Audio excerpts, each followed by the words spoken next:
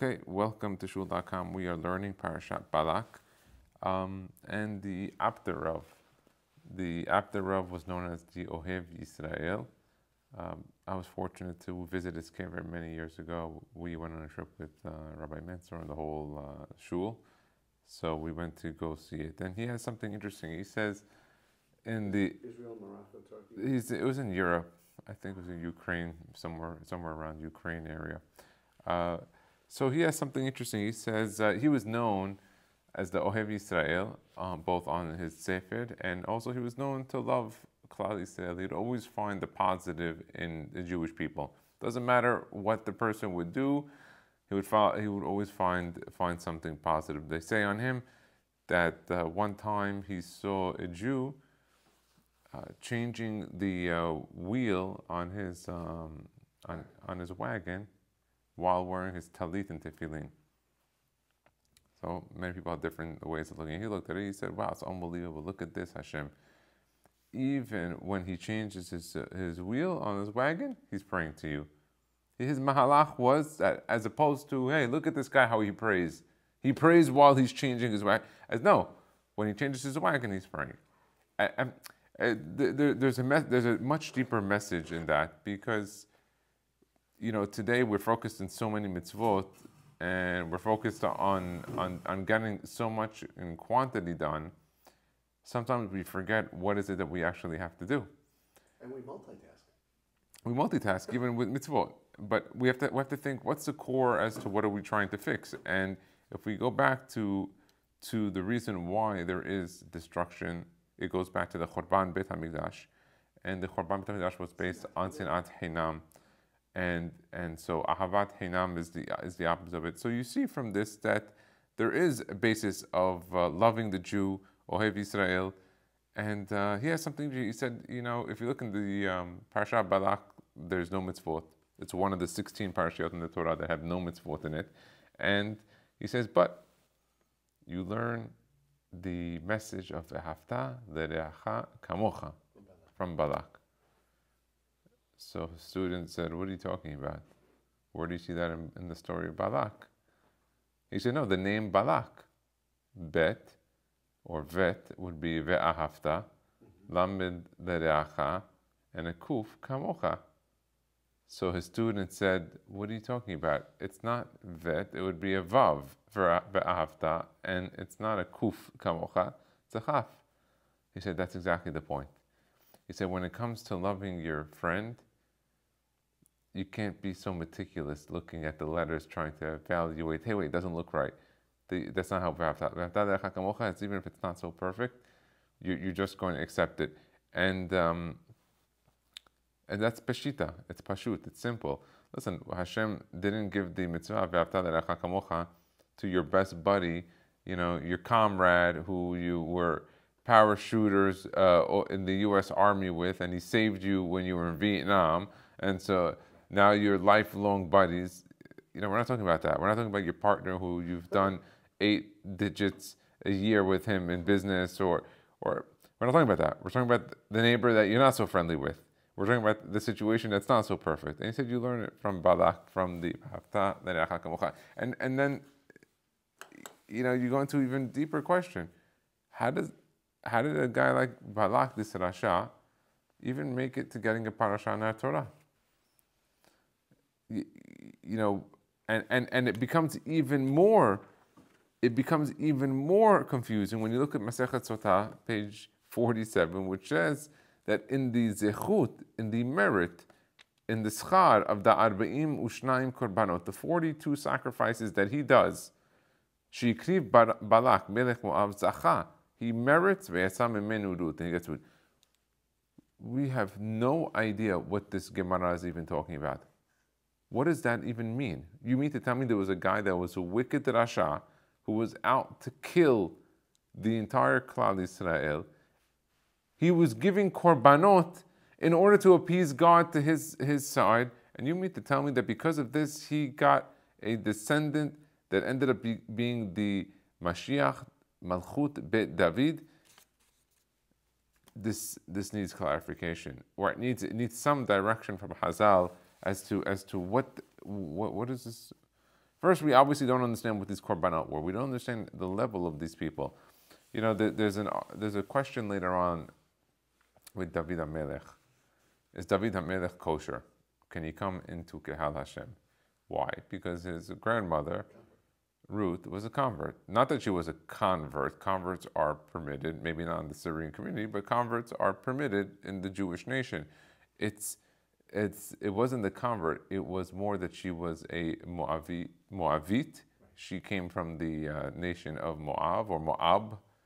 And when she comes from this nation, the problem is the nation got punished. Because when we were living Mitzrayim, they didn't serve us any water and then allow us to pass through, even though we were willing to pay. And also because because Balak, the king of Moab, because he hired somebody to curse us, Hashem said, listen, these people, I don't want you to intermingle with them for any reason. Just as a side note, today, in Yoreh De'at's brought down that Sanherib already was Bilbel Kol Ha'olam Kulo. He already mixed up the whole world, so we don't have this problem today. But the same issue with Amalek. We don't know who descendants of Amalek are. Therefore, we take converts, and a person can intermarry amongst converts in a way not having this concern of being a Moavite. And so the question was that. And so they end up bringing to the Beit Din. Boaz ends up marrying Ruth at his old age. He ends up having a son, Oved, and he ends up having a son, Yishai, and then Yishai, David HaMelech. And the Beit Din ends up concluding that he's kosher. At the time that they do it, it's questionable because Boaz has a closer next of kin that is supposed to marry Ruth. They call him Ploni Almoni. They don't really know his name. They call him Ploni, not to give him a name. And this guy, you know, even though the Beit Din rules, listen, he's kosher. It's you know, it's like right after. It's a little bit, you know, I wouldn't call it Has v'Shalom a scandal, but like, you know, it was a questionable thing. Like, oh, you're gonna do it? It was one of those things that, and he didn't want to take the risk. We don't really know. We don't know about him or what happened to his descendants, but we do know Boaz did jump in. He did take it. But those who do the research and they look back, they might be surprised to find out that they might even be confused as what really was the issue. What do I mean? See, if you go back from David all the way to Ruth, and Ruth to Balak, you're going to find out through just simple reading of the Pesukim that Balak was not a Moavi. Balak was a Midiani. He was from the family of Yitro. And he left the Midian royal family and joined Moab. And the question then becomes, okay, he becomes the king of Moab and he ends up going to hire Bilam. There was a double question, not only when they wanted to accept David HaMelech in regards to Balak being a Moavi. The question was even further, was how do we classify somebody who was from one nation and then goes to another nation? Do we say he's a Midiani, or do we say no? He, by association, by now being in this new society, associating himself with this culture, he's now part of them. He's no longer part of his old culture, and it's a much deeper message there that when we're looking at Balak now in the story, because you see, and you know, it even goes further to understand the story as to why he was so out to kill Bnei Israel. You know, sometimes people are looking to prove themselves. You know, Hitler, Yimach Shemo v'zichro, he was proving the Aryan race, the Germans. But he was no German. Right. He was an Austrian. And he didn't have blonde hair, blue eyes. And he had none of the characteristics of the Aryan, and he wasn't a German, and he was selling it. And this is the same thing like Balak. Balak, his predecessor, back in the day, someone who Hitler probably learned from, wasn't a Moavi, but he acted like a Moavi. I hate Bnei Israel. What do you hate about them? They're not even that related to you. What, you don't descend from Lot, Ammon, and Moab. What do you care? You're from a different nation. And you're still hiring somebody to go and kill and go after the Jewish people to curse them? This is a famous question that was asked by Rabbi Meir Par Mishalan. He asked this famous question. He said this was one of the merits of Balak. One of his merits was that the Gemara tells us, Amar Rabbi Shimon ben Yochai halacha biyadu she'esav soneh Yaakov, that Esav hates Yaakov and he's a soneh, as opposed to an OHEV. What's an OHEV? An OHEV, an enemy, but he's an enemy that outwardly shows you that he's out to get the person. While a soneh is someone that hates somebody, but he keeps it on the inside. So halacha b'yodeya she'esav soneh Yaakov. He said this guy Balak, he was the epitome of the example of what this mitzvah was, and the Torah wanted to teach us a lesson. Do you know who was the perfect example of someone who hates the Jew and had no reason to hate us? Look at this guy Balak. He's a Midiani, comes into the royal position of a king of Moab, and suddenly acts like he hates us, like we did something to him, and he's not even part of their culture.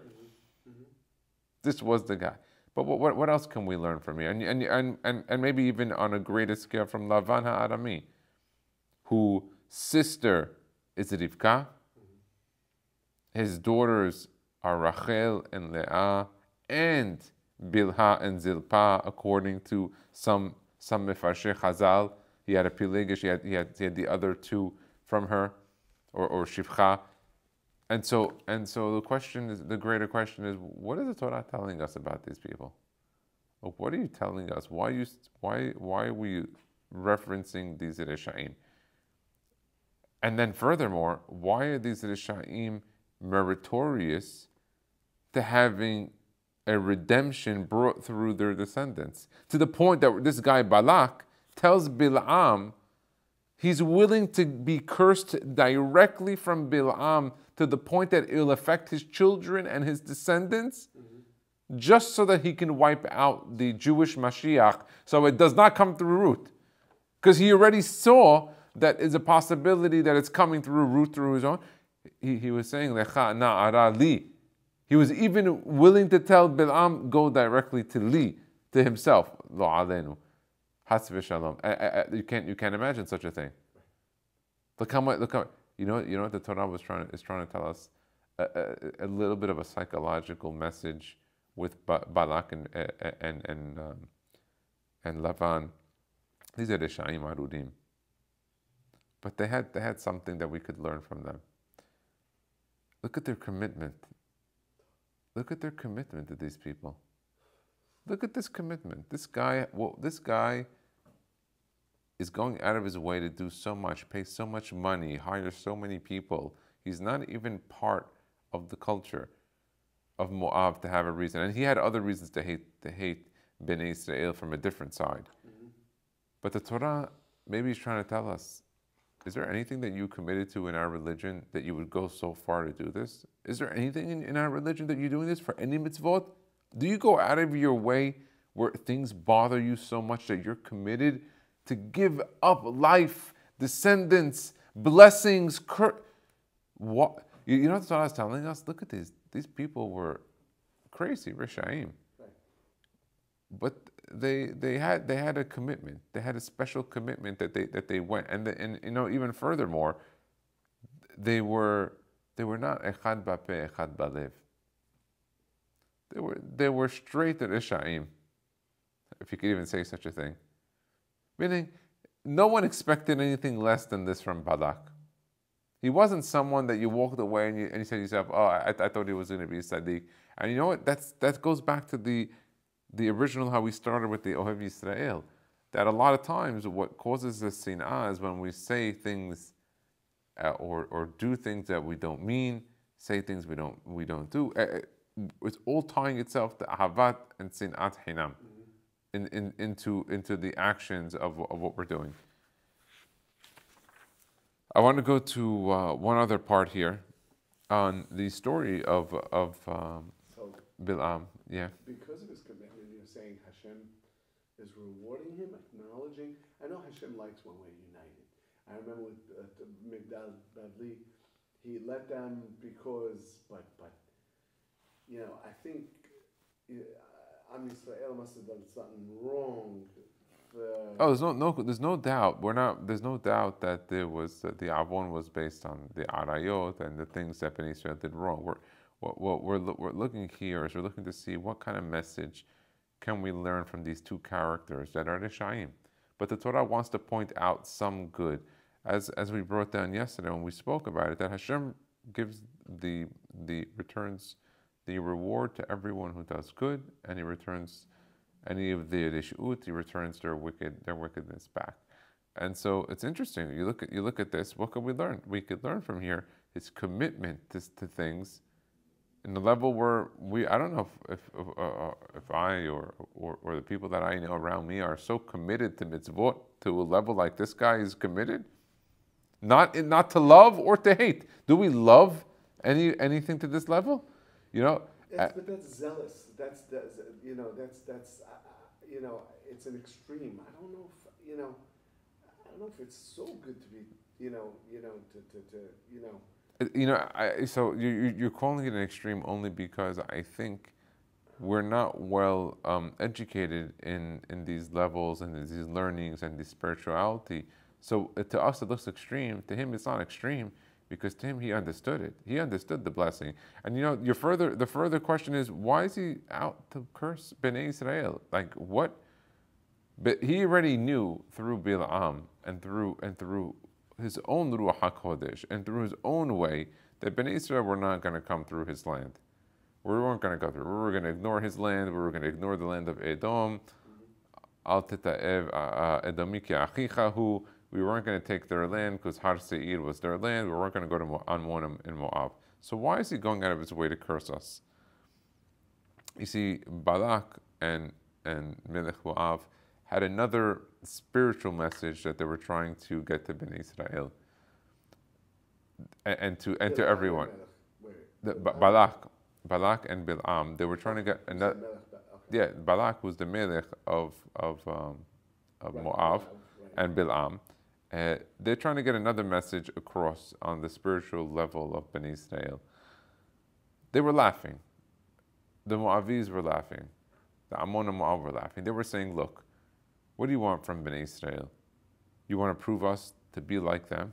What do you want? You took them out of Egypt, you just did 10 makot. You split the sea. They're getting the man, they're getting the Be'er Minyam, and they're getting the Ananei Kavod. You gave them all these great miracles back to back. You gave them Moshe Rabbeinu as a leader. Mm-hmm. You think that's the way that the world is? That's not the world, that's fake. These people are not real. This is not a real way to live. We have business, we have society, we have spirituality also. We are from the family of Abraham Avinu. But we're living in the real world. Balak was worried. You see, his theory was right, but it was only a theory until Bnei Israel were to go into the land. And right now, they're in year 40, they're about to go into the land of Israel. And right now, that theory was going to come to question.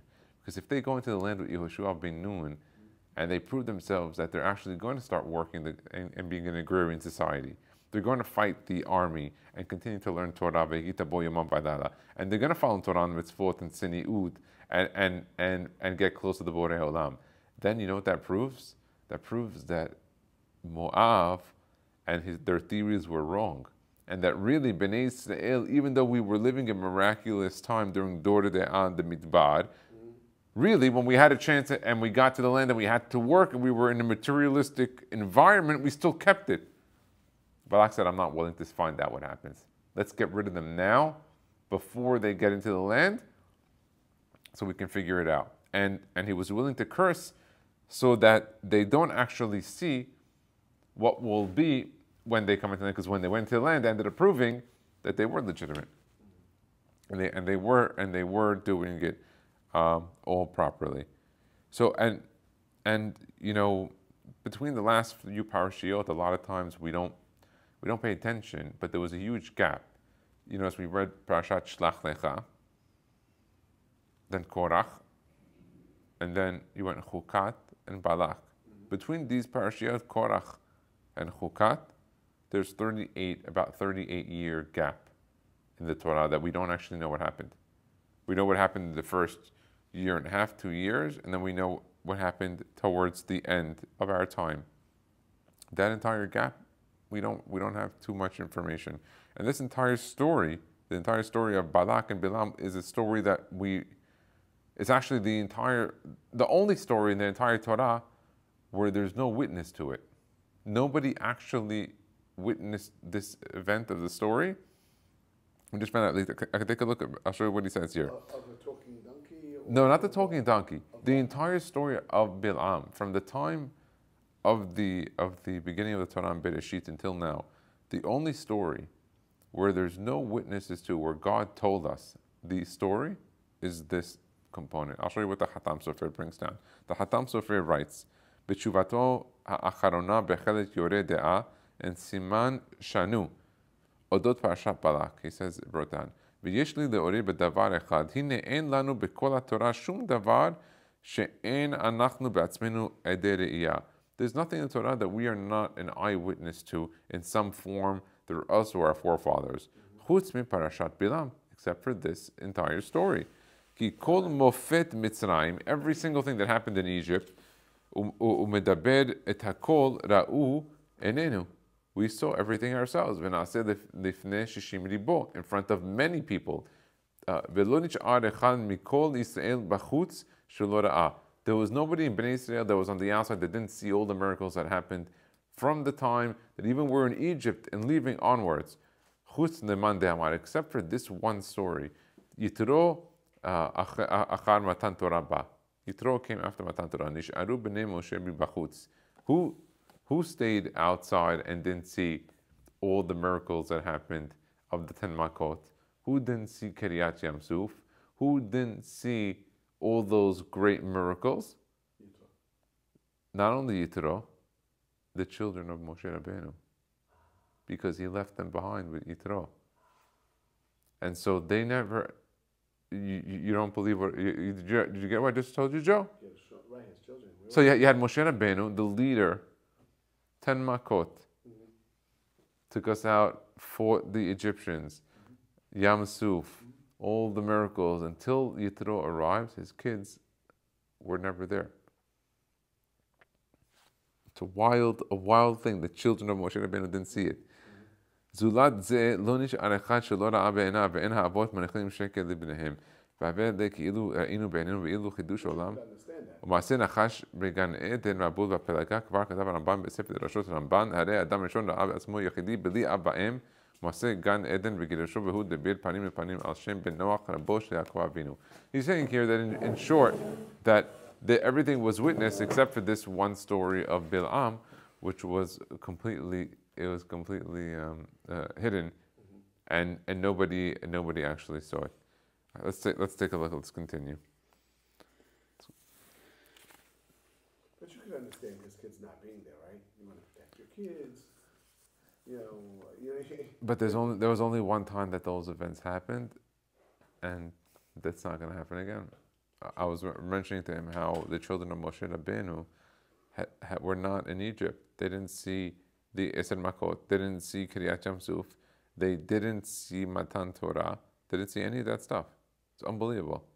But they didn't see Matan Torah. They didn't see even in the Midbar. No, I don't think they saw Matan Torah. I think they came afterwards. They came. That's The story of Yitro, Yitro came. and then we had Matan Torah. No, but Yitro came after Matan Torah. No, Matan Torah came first. Give me the. Yitro came after. It came after. Let's double check it. Yeah, let's bring me the Chumash. I want to just check the exact Pesukim on it.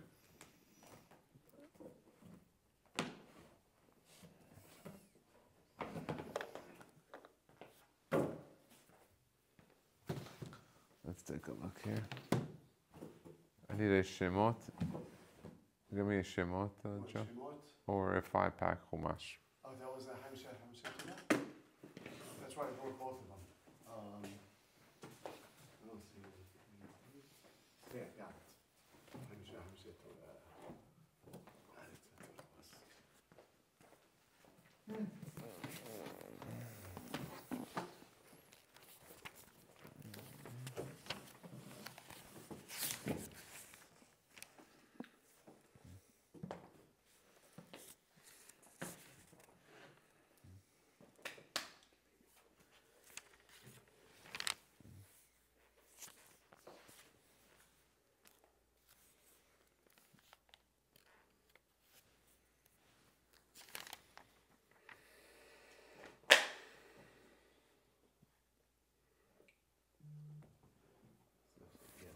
Yeah, it seems from here he came right before Matan Torah.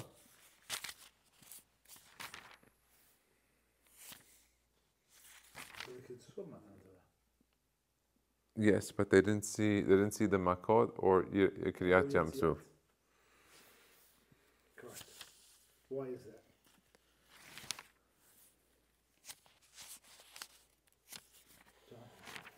So there's a few reasons for it. One of them is was that he said shlachna b'yad tishlach. Moshe Rabbeinu didn't want to go in and of himself the first time for the redemption, and so That was like a snare. that was a sneh. One of the results was that later on Hashem told him he wasn't going to go into the land, and one of the byproducts also that I remember reading was that his children didn't see the Geulah there. I remember reading that the Geulah of Egypt. But I'm going to double check that that Yitro of the kids coming before or right after Matan Torah. I'm going to check that out. Let's take a look here. One more piece. Balak ra'a ma she'asa Yaakov Avinu la'emori. So it says that Balak saw what Yaakov Avinu did to Emori. B'sefer Kli Yakar. The Kli Yakar was a rabbi after the Maharami Prague in Krakow, Poland. כתב דבר נפלא, וזה לשונו, וירא בלק בן ציפור את כל אשר עשה ישראל לאמורי, וביאור הדבר כך הוא, שבדרך העולם שהמלכים יש להם ספר דברי ימים, אשר עליו כתובים כל הקורות מימים רבים. That all of the kings, they have a book that lists all the royal wars, all the events that are important in their royal, their time. In their time when they're ruling. אבל ההמון עם אינם יודעים כי אם ההווה מה שרואים בעיניהם. But the nation, they only see what they're able to read. Meaning, in short, there's a lot of secrets that are written that only people find out about when they read about it for the first time. I didn't know that happened. או מה ששמעו, אבל ההמון עם אינם יודעים כי אם ההווה, מפני מן המרואים שבימיהם. לפיכך בלק שהוא מלך, הנה מימים רבים יפקד אצלו מה שעשה יעקב ישראל סבא אל האמורי. He was looking what the Yaakov Avinu did to the Emori, this other nation.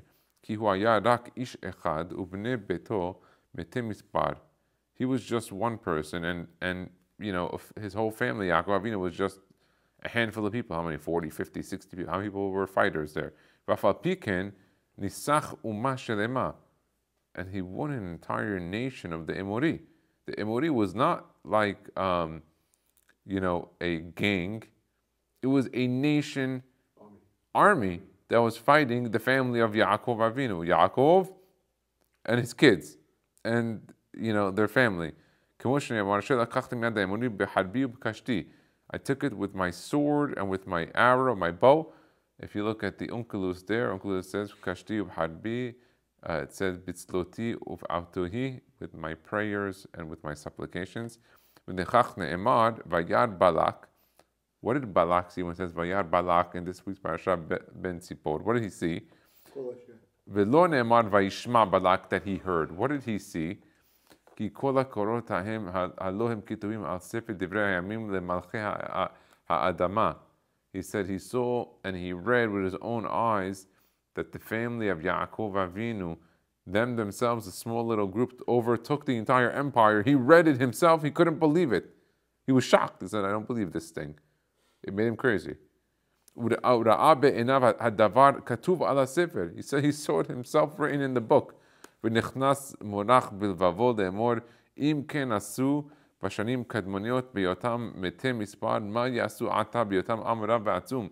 said, if Yaakov and just his little family were able to overtake the Emori, what is this entire nation of 600,000? They can take over, they can destroy the whole world. They can take over everybody if they really wanted to.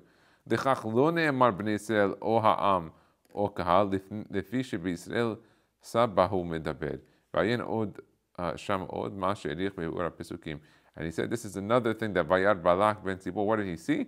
He saw this book that Yaakov Avinu was listed in the royal events of the Emori, how he had destroyed their nation. I'll just tell you one.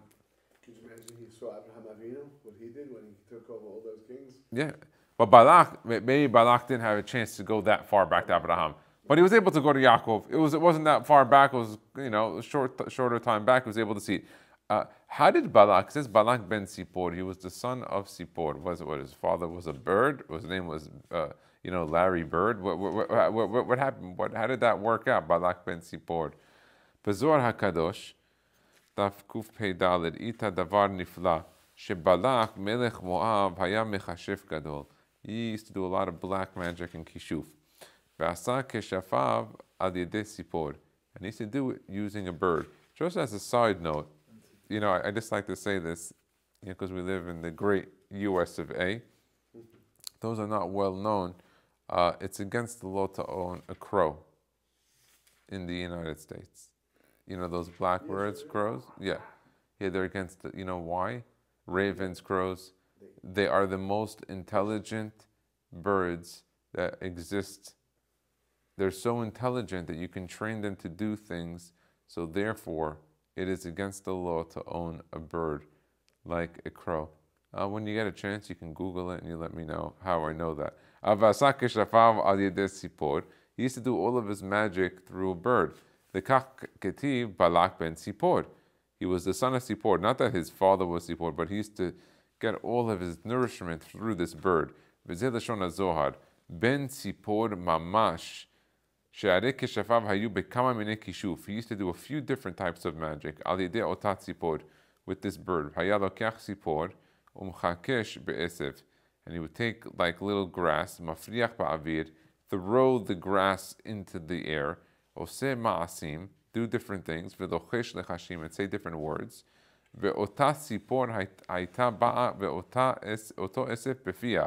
And that bird would catch those little pieces of grass that he threw when he said those words, do certain things, and this bird would chirp in front of him. He would put her inside a cage, and do different types of sacrifices in front of this bird. And the bird, because he would do this to the bird would tell him all the secrets he needed to know. One day he did this type of magic. The interesting thing is that this type of magic works to the point that they're telling us about it. One day he does his little magic with the bird, and the bird goes out and doesn't come home so quickly. And he's worried. So listen, that's my piece. He gets all of his knowledge from it. Until it came,